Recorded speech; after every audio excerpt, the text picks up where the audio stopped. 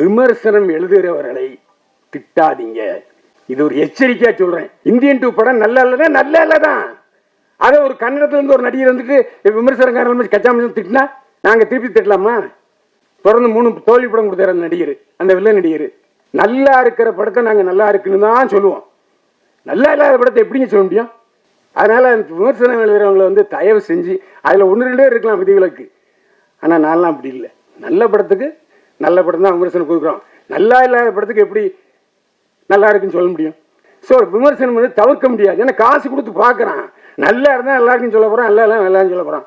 அதில் ஒரு 20 கலைகள் இருக்குது, நான் இல்லைன்னு சொல்லலை. எல்லா படத்தையும் கமெண்ட் செக்ஷனை ஏன் வேண்டாங்கிறீங்க? கமெண்ட் என்பது பட்டை தீட்டின வைர மாதிரி. கமெண்ட்டை ஏன் நீங்கள் டெலிட் பண்ணி சொல்கிறீங்க ஜெகன்? அது சரியில்லை. ஏன்னா அப்போ தான் நம்ம யாருன்னு தெரியும், நாம் என்ன பேசியிருக்கோங்கிறத அவன் கமெண்ட்டில் சொல்லுவான்.